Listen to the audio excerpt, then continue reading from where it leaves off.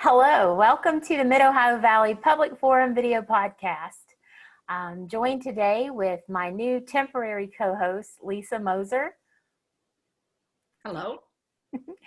And we're going to be interviewing Alice Goodwin, a candidate for Vienna City Council. Let's go get her in the room. So as with our primary interviews, we sent out invites to all the candidates by email and a few by phone. We're excited today to be joined by Alice Goodwin, who is running for Vienna City Council person. Welcome. Thank you. It's nice to be here. With that, let's dive right in. Give us your best 1-minute introduction. Well, again, my name is Alice Goodwin. I've lived in Vienna for 20 years. It is a wonderful place to live, raise a family, and to play and to work. I work at WVSSAC. I've been there for 18 years. And my late husband was on the Vienna Fire Department. And my father-in-law was Chief Danny Goodwin. He has passed as well. And that was where I had my first introduction into community involvement. Up until then, I was just one of those people who just, I watched from the sidelines. What's the main reason you jumped into running for office now? Well, I was presented with the opportunity and when I was asked actually what I thought about running for council, and I had never thought about it before. And I thought, well, being on the auxiliary for the Vienna Fire Department, I was president of the auxiliary for over 10 years when I was still on that. I enjoyed it immensely. And I feel like now with the COVID and things you see going on in your city, that you would like to change. And I thought for me, I'm a very driven type of person. And I just got really excited, and I really want to make a difference, not only for myself, but for the other citizens as well. Well, how have you kept yourself in the loop concerning the actions of city government in Vienna? Well, in the beginning, I started reviewing some of the YouTube videos of the live broadcasts to see what was going on, kind of bring me up to speed with some of the issues that were going on, because up until then, I really had no idea. And I have to admit, I was a little bit shocked at some of the things that I was learning, some of the things that I was seeing. So I do watch those. I refer back to them often. I've been attending the live council meetings and stuff now, taking notes. I talk to other citizens, neighbors, and stuff around town to find out what their concerns are and what they think would be best to solve some of these issues and stuff that we have. What do you see as the three largest problems facing the city of Vienna? One would be the stormwater and drainage issues. When we have these heavy rains, how the water backs up, not only onto the streets, but also into property owners' yards, causing damage. The infrastructure, such as our roads, and I think the financial responsibilities and stuff coming from the city government, not enough transparency there to know what's going on. Thank you. Well, if you're elected, which one of those do you think you would want to focus on first? Or the adverse side of that question would be, what major effort or change would you hope most to see during your term? I would like to see a lot more transparency so that the citizens know where their tax money is going, what it's being spent on.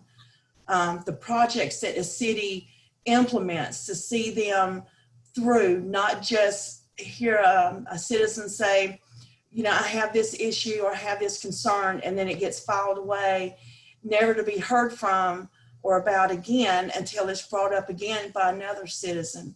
The transparency is a lot to me. Money means a lot, because if you live on a budget like I do, you have to know where every dime is going. And when you're planning for something, even if it's like a home repair, the city should be no different. You should have options and know what you're going to spend. And if you have to break it down into manageable blocks to get it done, you should be able to do that. Okay. There's a lot of partisan politics going on in the world, in our nation today.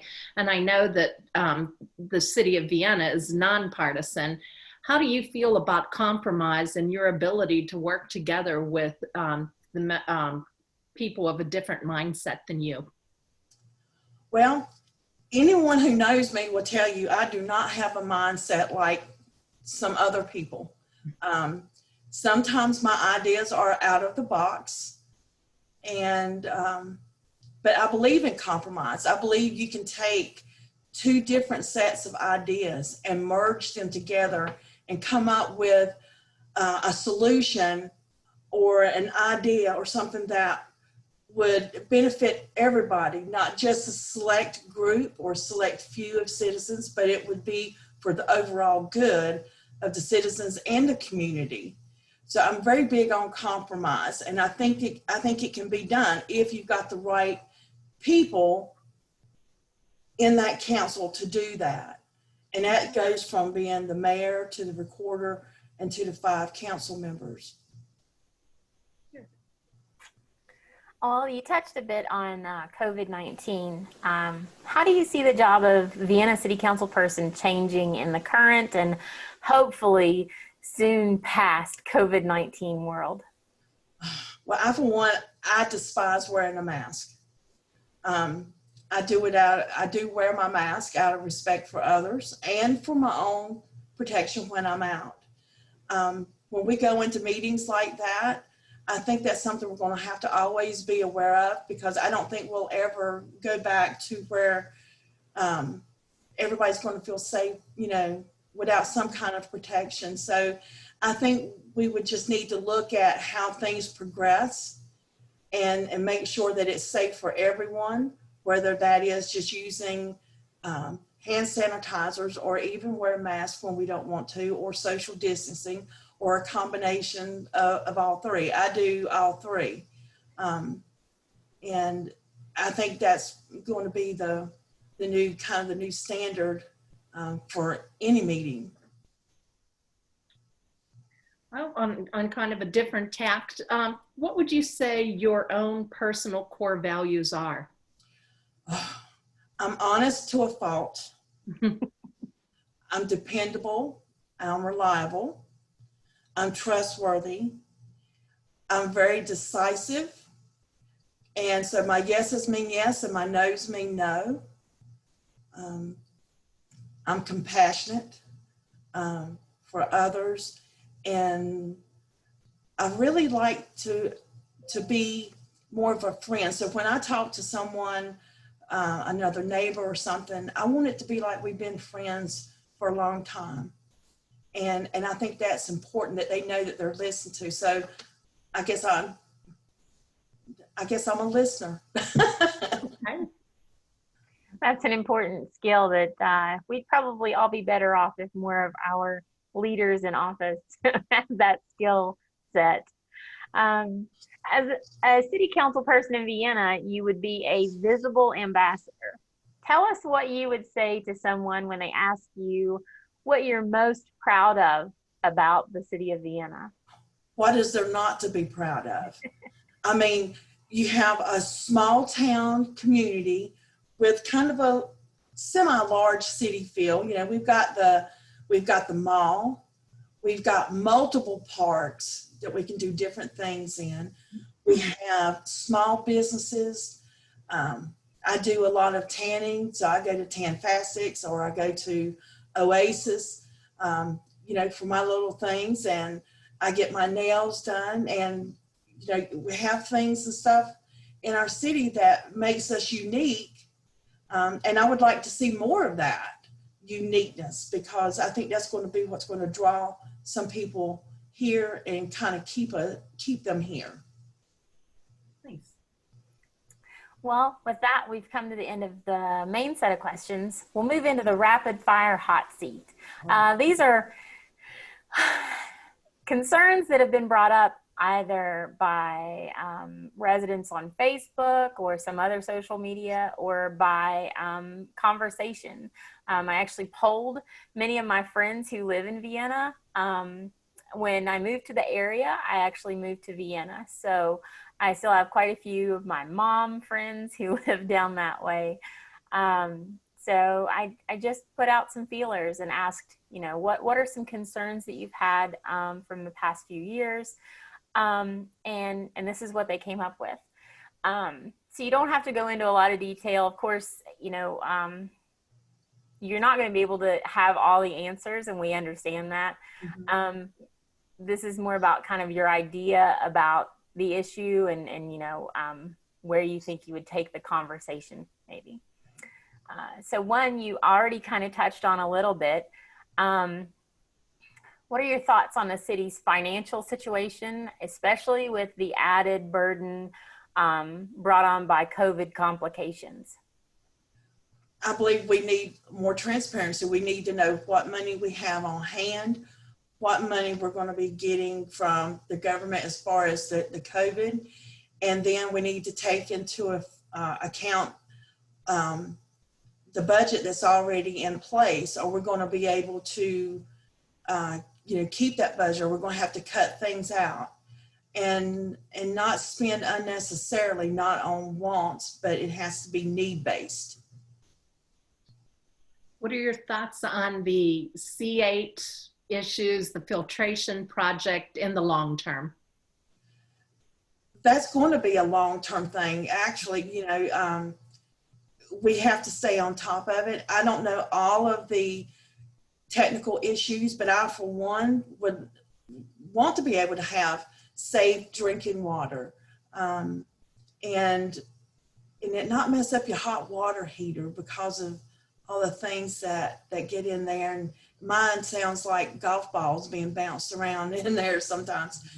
But I think we need to stay on top of it, make sure that when that project does kind of come to an end and the city kind of gets left with that we have the best filtration system we can have. We keep any and all levels, whether it's metals or C8, to a minimum level that's within the safety regulations for us. What about making Vienna a more welcoming and inclusive place for all current and future residents? I would love to see us do something with the Johnsville area. I know they're waiting on a DEP letter to give clearance to start on the riverside before plans can be made there. I think that would be an excellent area for possibly outside bands, something that could draw people in, possibly a boat dock or launch, not only for the citizens, but something maybe the fire department themselves could use. We need that. We need a place where the monument that's there now is absolutely gorgeous. I think that we also need something for our kids, because right now, the only place they have to go is the mall, and you have the arcade.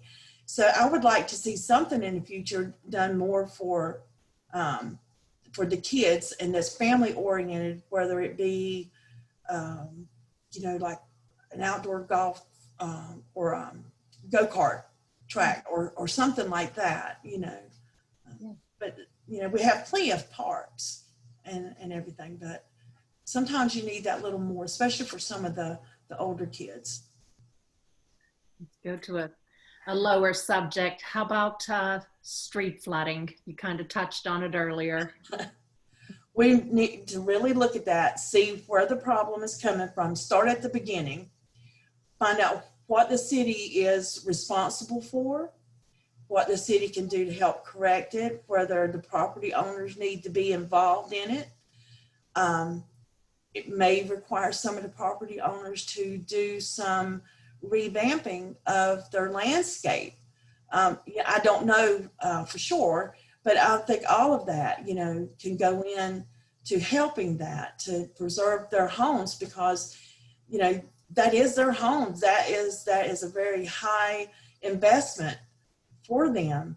And luckily where I live, I don't get flooded, but I've seen the houses and stuff that do on the street over, and I think it's a combination of things. So I think it would be a combination effort between the city and the property owners to come up with a good solution that works. Thank you. What about increasing bike lanes or trails for alternative transport? I know in the last week and at the last meeting, golf carts have been a topic of conversation. In a city the size of Vienna, you have people who may not either want to or have the opportunity to make use of a car or a truck.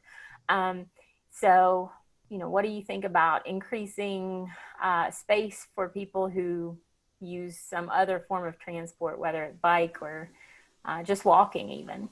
Right. I believe that is doable. I'm not exactly for sure how, because I haven't really looked at that part of the issue yet, but I wouldn't have a problem with them having a bike lane. And as long as they follow the rules and have the safety equipment and stuff, and observe, you know, other people. They're not the only people out there they have to be aware of. And but I think it would be, you know, a very nice thing. Well, with that, you've come to the end. We'd like to give you a few minutes to tell us and the voters anything that you think we've missed and that we need to know, including how to get more information on your campaign, how to get involved, get in touch with you, get a yard sign, donate, etc. Okay. Well, I do have a Facebook page. It's Alice Goodwin for Vienna City Council. My phone number is on there, as well as my email address and my home address, I believe. So anybody can reach me by email. They can either text me or call me and leave a message if I'm not able to answer the phone. Or if they wanted to come by my house and knock on the door and say, I just want to come and talk to you.